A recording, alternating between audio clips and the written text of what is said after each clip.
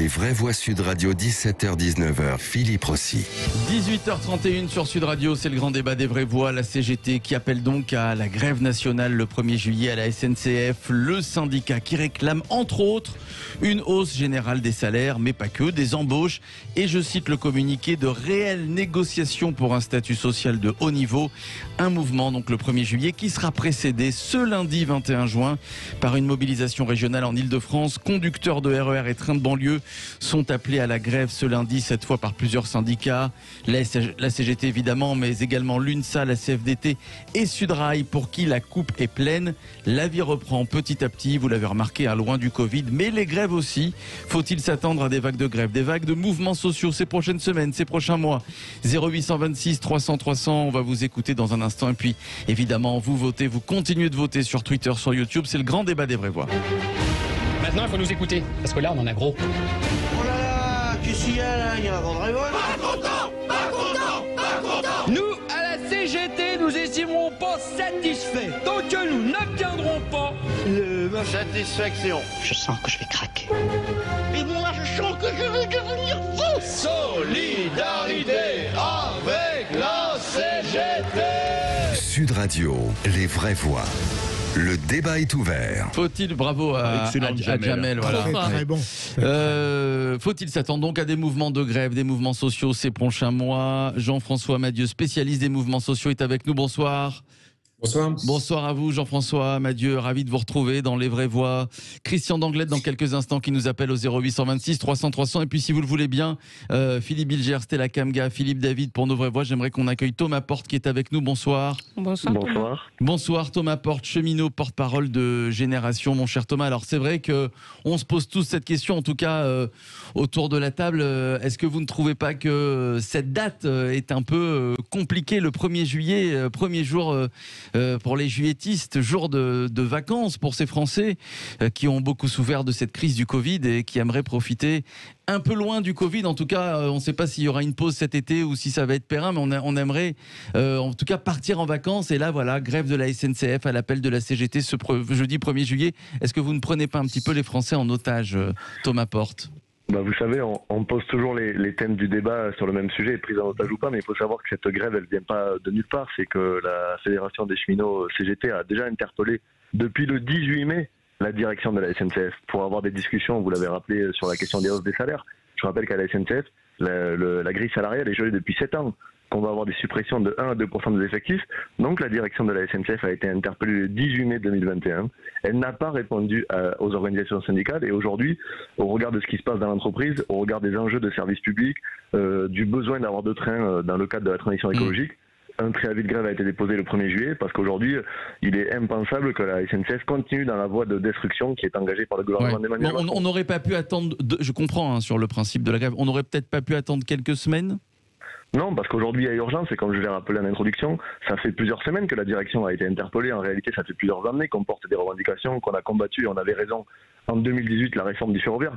Moi, je veux juste dire une chose dans le débat, parce qu'on est aujourd'hui quand même à la sortie d'une crise qui a posé l'importance des services publics dans le cadre d'une crise sanitaire qu'on vient de connaître. Et pendant le confinement, il y avait 600 trains de marchandises du service public ferroviaire qui circulaient par jour pour permettre au pays de tenir debout. Et tous les pays reviennent en arrière sur la privatisation du rail. Par exemple, au Royaume-Uni, si on prend le Pays de Galles, 22 octobre 2020, nationalisation des lignes. Si on prend l'Écosse, 17 mars 2021, nationalisation du réseau. Si on prend l'Angleterre, 20 mai 2021, création d'une instance publique pour centraliser la gestion du réseau. Partout, on voit que la privatisation n'a pas marché parce que c'est ça la vérité et le fond du sujet. Et aujourd'hui, la France, elle s'inscrit à contre-courant de ces décisions et on voit que ça ne marche pas. Donc aujourd'hui, la mobilisation, elle est aussi là pour dire qu'il faut sortir de ces logiques de privatisation qui conduisent au pire. Voilà, journée de grève le 1er juillet, grève nationale, grève dans toute la France. Philippe David. Je crois que ça pose quand même problème parce que le pays est à bout avec les confinements à répétition depuis maintenant 1 an et 3 mois. Ça fera 1 an et 4 mois pratiquement le 1er juillet. Et je pense que c'est pas le meilleur timing pour lancer une grève. Les gens vont partir, les gosses ont été enfermés avec des conséquences psychologiques parfois très lourdes. Laissez respirer les gens. Plutôt que faire un jour de grève le 1er juillet, faites une semaine le 1er septembre. Vous avez entendu Thomas Porte, on ne peut pas se permettre d'attendre. Oui, enfin, on peut toujours se permettre d'attendre. Vous savez, dans la vie, il n'y a pas une urgence absolue. pour faire un mouvement de grève, que vous le fassiez le 1er juillet ou le 1er septembre, ça va pas changer grand-chose au schmilblick parce que pendant l'été, il se passe rien. Ouais, Philippe Bilger. J'ai bien compris, Thomas Porte, que vous avez déjà pris contact avec la SNCF sur ces difficultés en mai. Mais est-ce qu'au fond, derrière tout cela, il n'y a pas l'envie, je ne dirais pas sadique, bien sûr, tout à fait légitime dans notre État démocratique, d'ajouter un peu une crise sociale à une crise sanitaire, d'autant plus qu'on approche évidemment d'une échéance politique capitale. Est-ce que vous ne craignez pas que votre mouvement apparaisse un petit peu inspiré par de mauvais desseins? Non mais vous savez, la crise sociale, elle est déjà là. C'est pas moi qui le dis, c'est le ministère du Travail. Si on prend aujourd'hui le 1er mars 2020 et le 21 mars 2021, on a 928 plans sociaux en France, on a 105 000 ruptures de contrat, on a quasiment 13 plans sociaux par mois qui sont aujourd'hui par des entreprises qui sont gavées d'argent public et qui licencient à tour de bras puisque l'État n'a pas souhaité conditionner les aides. Donc la crise sociale, elle est là. Et la mobilisation des cheminots, elle ne s'inscrit pas dans un agenda politique, elle n'est pas là pour s'inscrire dans des luttes électorales. C'est des organisations syndicales qui appellent sur un véritable projet de réforme du ferroviaire. Et il ne vous a pas échappé que la semaine prochaine, il y a une mobilisation qui va à la fois lier les cheminots et les agents de l'énergie qui subissent la même chose, c'est-à-dire la casse de l'outil de travail avec la privatisation et le fameux projet Hercule, qui va entraîner des conséquences absolument désastreuses pour les usagers, mais aussi pour les salariés de l'énergie. Donc c'est véritablement contre ce modèle de privatisation, contre ce modèle de casse des services publics, que s'inscrivent ces mobilisations. Ouais. Juste avant de donner la parole à Jean-François Madieu, spécialiste des mouvements sociaux, Stella Kamga sur cette grève à la SNCF le 1er juillet. Est-ce que vous la comprenez après avoir entendu notre cheminot Thomas Porte? Non, désolé, j'ai du mal à partager sa position. D'ailleurs, j'ai une question. Pourquoi n'avoir pas organisé la grève beaucoup plus tôt? Thomas Porte. Parce que la tradition et la culture, c'est pas d'arriver et de faire grève. La grève, c'est la dernière nécessité, c'est-à-dire quand on n'a pas de réponse. Et c'est ce que j'ai dit, la direction de la SNCF, nous l'avons interpellée par les instances, par des lettres officielles, pour avoir des discussions, puisqu'on ne fait jamais grève par plaisir et c'est jamais un choix totalement. C'est pas une priorité, c'est pas on fait pas grève comme ça parce que ça nous fait plaisir. Ouais, donc c'est pas pour enquiquiner les Français et c'est pas pour enquiquiner les Français pour qu'il y ait plus d'impact, c'est pas ça. Ça c'est peut-être vrai, mais je vous rappelle que vous avez quand même organisé justement la grève des cheminots, c'est celle qui a commencé avec les gilets jaunes et jusqu'à preuve de contraire, si vous grèvez aujourd'hui, c'est bien qu'il n'y a pas eu de suite. Alors pourquoi est-ce que vous avez attendu autant de temps? Parce que si vous me dites que c'est à cause par exemple de la crise du Covid, c'est compréhensible d'ailleurs. Mais j'ai envie de dire qu'au moment où justement, comme Philippe le soulignait, où on sort des différents ports de masques et compagnie, où vous n'avez pas vraiment travaillé à temps complet parce que Alors c'est peut-être à cause de la crise du Covid. Oui, Thomas Porte, est-ce que c'est la crise sanitaire qui vous a empêché de faire grève un peu plus tôt? Non, elle ne nous a pas empêché de faire grève, puisque les cheminots ont quand même une responsabilité, ils travaillent dans un service public, et ils sont attachés à ce service public, et il fallait faire circuler les trains, et il fallait acheminer, je l'ai dit, notamment par les trains de marchandises. Mais aujourd'hui, on me parle de sortie de confinement et on dit que c'est pas responsable. Même vous savez qu'on avait fait grève contre la réforme des retraites. On nous avait déjà dit, faites pas grève à Noël, c'est pas raisonnable. Donc faites pas grève en juillet, c'est pas raisonnable. La crise sociale, je le dis, elle est là dans le pays. Elle est déjà là et les conséquences, elles vont être accélérées dans les mois à venir. On le sait. La crise économique, elle est majeure. Il y aura des licenciements partout et on va avoir une casse des services publics, des acquis sociaux et de tout ce qui fait le modèle social français. D'ailleurs, il vous a pas échappé que le président de la République essaye de remettre la réforme du système de retraite sur la table, à laquelle on est bien évidemment opposé comme une large majorité des Français. Donc aujourd'hui, c'est aussi pour ça qu'on tire le signal d'alarme en disant que ce n'est pas possible aujourd'hui d'avoir de telles décisions sans qu'il n'y ait pas de réaction et de riposte sociale en face. Merci à vous Thomas Porte, cheminot, donc porte-parole de Génération. J'aimerais donner la parole à Jean-François Madieu, spécialiste des mouvements sociaux, pour ouvrir un petit peu le débat. Bonsoir Jean-François Madieu. Bonsoir. Bonsoir à vous. Alors c'est vrai que, alors on s'y attendait, on en a beaucoup parlé, une fois la crise du Covid derrière nous, enfin je l'espère, évidemment, on touche du bois, on a l'impression que, et on sentait que les manifestations, les mouvements sociaux allaient reprendre de plus belle. Est-ce que vous nous le confirmez? Est-ce que c'est le cas? Est-ce qu'on n'y échappera pas à cette vague de colère et de contestation qui devrait arriver dans les prochaines semaines? Oui, alors d'une part, il est tout à fait logique qu'il y ait une reprise de quelques conflits, un peu de conflictualité, parce que, évidemment, avec la pandémie, il n'y en avait plus du tout. Et donc, il y a une règle en matière de conflit du travail, c'est que vous savez que la grève coûte cher aux grévistes et que, par conséquent, quand ils ont fait grève, ils hésitent à refaire grève l'année suivante, dans les mois qui suivent, etc. Donc là, évidemment, c'est pour ça qu'on aura un peu de conflictualité. Maintenant, il est difficile d'imaginer qu'on ait beaucoup de de grève, parce que les motifs, si vous voulez, vont surtout être la défense de l'emploi, de plans sociaux qui existent ici ou là. C'est pas forcément le plus mobilisateur. Ouais. Il faut savoir surtout que ce qui joue beaucoup, c'est l'affaiblissement considérable des organisations syndicales aujourd'hui. Oui, c'est absolument frappant. D'ailleurs, dans le cas de la CGT, qui est très importante à la SNCF, mais la CGT a encore perdu 2 points, enfin 2%, 2 points plus exactement, de représentativité nationale entre 2 cycles électoraux. Donc, elle est encore affaiblie. Je voudrais revenir sur le calendrier qui est évoqué.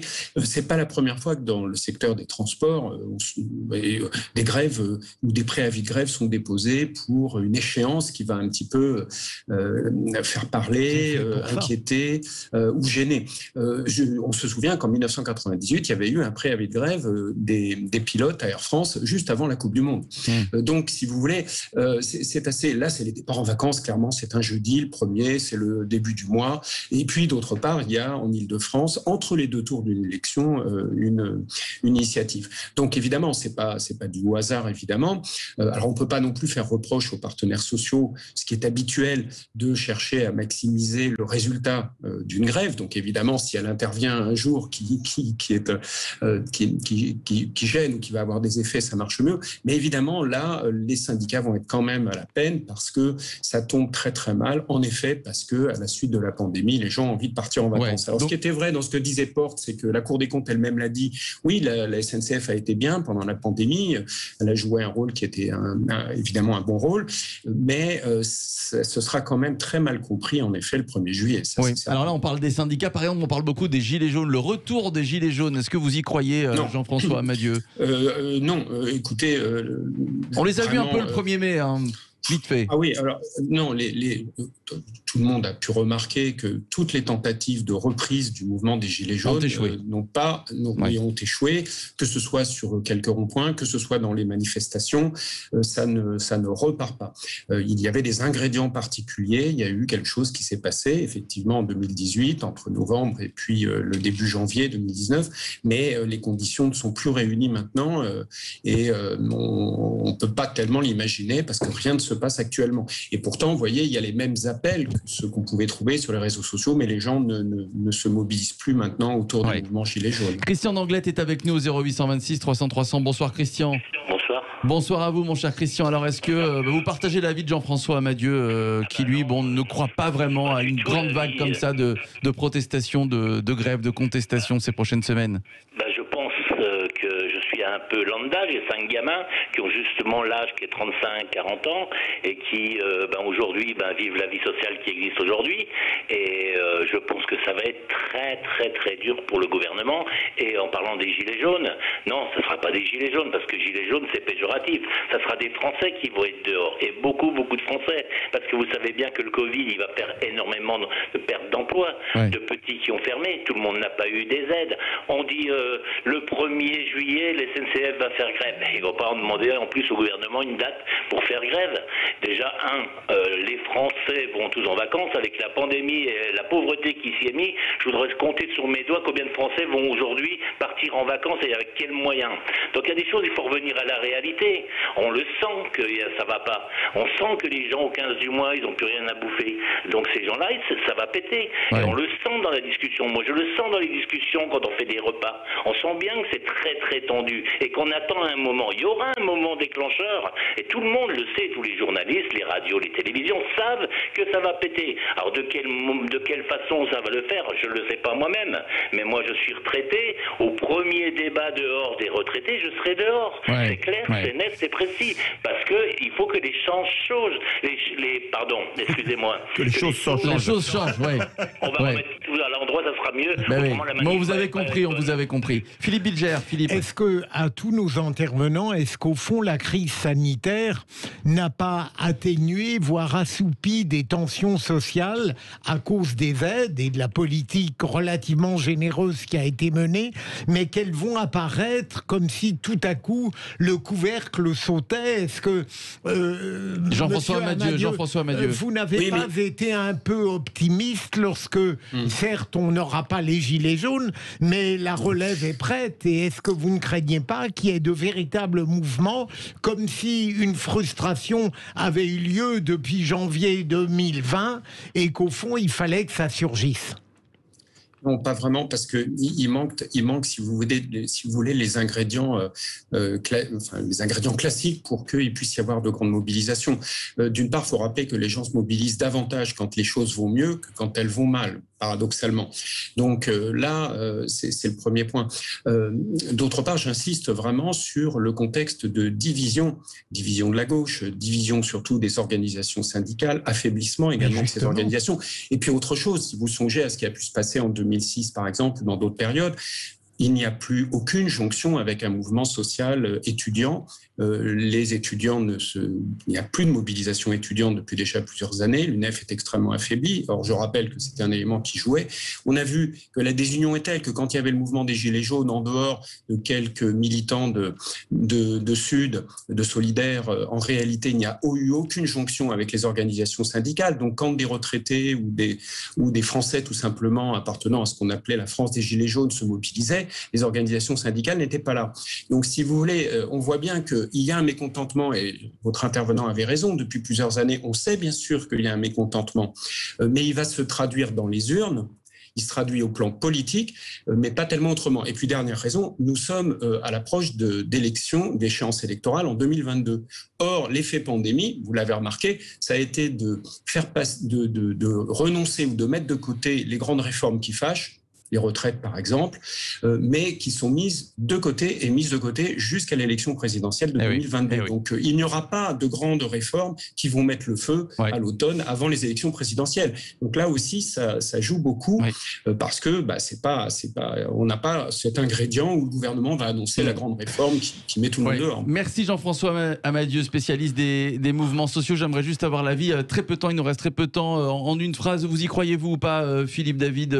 Tiens, comme ce qu'a dit Christian Danglette, on ne va pas y échapper à ces mouvements de colère. Oui, mais à mon avis, à la rentrée. Ouais, septembre. Ça va être un épiphénomène, la grève du 1er juillet. Ce sera en septembre. Ouais. C'était la Camgar, on ne va pas y échapper. Non, moi j'ai des doutes. Parce que quand on sort de Paris, on se rend compte qu'il y a une autre vision des choses. C'est vrai aussi, des grandes villes. Je suis obligée, pour le coup, en toute honnêteté, sur les grandes villes. Je suis obligée en toute honnêteté de dire... les gens recrutent actuellement. C'est-à-dire que depuis un moment déjà, j'ai reçu 5 offres d'emploi. Pourtant, vous saviez que quand je partais d'ici, je suis une victime du Covid. J'ai perdu mon emploi avant qu'on nous rende depuis le premier confinement. Donc sur le terrain, c'est ce que vous constatez, ça reprend. Oui, ça reprend. On cherche les gens. Donc voilà, je pense que si les gens veulent travailler... Une chose est sûre, c'est qu'il y a eu des créations de petites entreprises, de nouveaux métiers et tout. Mais maintenant, il y a véritablement de la recherche. On espère. Le grand débat des vraies voix, évidemment, écoutez en podcast sur notre site sudradio.fr. Les vraies voix font leur euro, c'est dans un instant sur Sud Radio.